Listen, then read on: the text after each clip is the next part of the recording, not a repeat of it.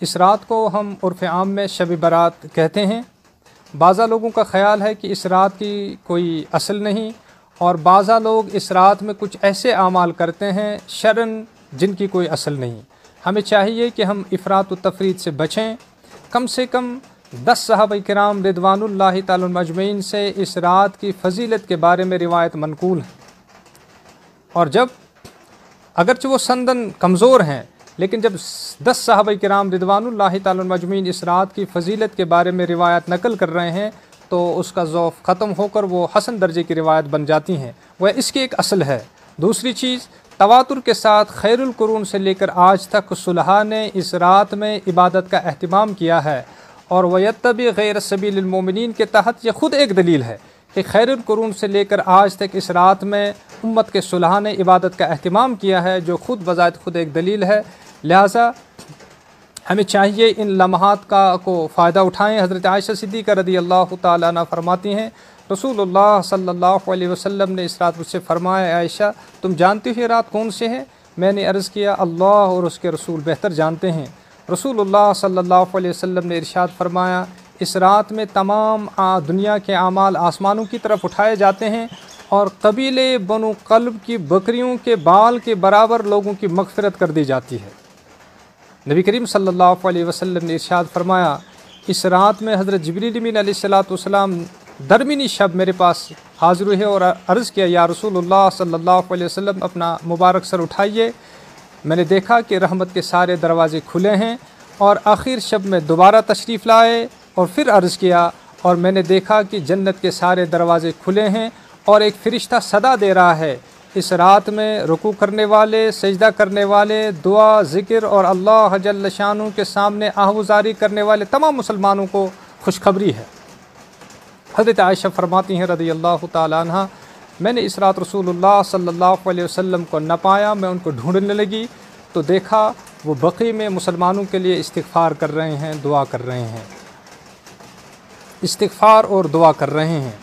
تو اس بارے میں حضرت مفتی محمد شفیع صاحب رحمۃ اللہ تعالی فرماتے ہیں کہ زندگی میں اگر ایک مرتبہ بھی قبرستان جائے تو اس حدیث پر عمل ہو گیا اور اس کو وہ ثواب مل جائے گا، لیکن یہ سارے کے سارے اعمال جو اس رات میں کرنے کے ہیں وہ انفرادی طور پر ہے، اور آج کے ان حالات میں ہمیں چاہیے کہ انفرادی طور پر اپنے گھروں میں اس رات کو ذکر میں، تلاوت میں، استغفار میں اور دعاؤں میں اس رات کو گزاریں، اور اس رات کے جو ہیں برکات اور ثمرات کے ہم حقدار بن جائیں۔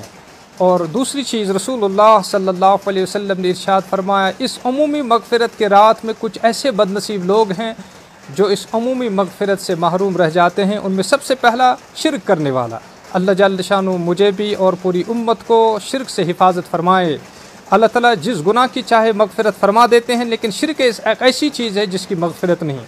دوسری چیز، رسول اللہ صلی اللہ علیہ وسلم نے ارشاد فرمایا، والدین کا نافرمان، جو والدین کا نافرمان ہے اس عمومی مغفرت کے رات میں وہ مغفرت سے محروم رہ جاتا ہے۔ تیسرا، بدنصیب شخص جو شراب خوری کرتا ہو، شراب کا عادی ہو، اس کی بھی اس رات میں مغفرت نہیں ہو جاتی ہے۔ اور چوتھا، بدنصیب انسان جو رشتوں کو کاٹنے والا ہو۔ پانچواں، جو تکبر کے ساتھ اپنا پاجامہ ٹخنوں سے نیچے رکھتا ہو۔ یہ ٹخنوں سے پاجامہ نیچے رکھنا یہ تکبر کی علامت ہے، اور یہ ایسا گناہ ہے جس کو ہم گناہ بے لذت کہیں گے۔ اس گناہ میں کوئی مزہ بھی نہیں ہے، لیکن اللہ جل شانہ کے نزدیک انتہائی مغضوب ہے۔ اس عمومی مغفرت کے رات میں یہ 5 لوگ اس مغفرت سے محروم رہ جاتے ہیں۔ اب ہم کیا کریں؟ جو بھی ہم میں سے جو بھی اس گناہ میں ملوث ہو، اسے چاہیے، اس کے لیے بہترین وقت ہے توبہ سے، استغفار سے اپنے رب کو منا لیں، اور اس پورا ارادہ کریں کہ آئندہ جو ہے ایسے گناہوں سے میں اپنے آپ کی حفاظت کروں گا۔ انشاءاللہ اللہ جل شانہ اس رات کے برکات اور ثمرات سے اس کا بھی جو ہے حصہ فرمائیں گے۔ لہذا گزارش ہے میرے لیے بھی، اپنے لیے بھی، پوری امت کے لیے بھی، پوری انسانیت کے لیے اس رات میں خصوصی دعاؤں کا اہتمام کریں۔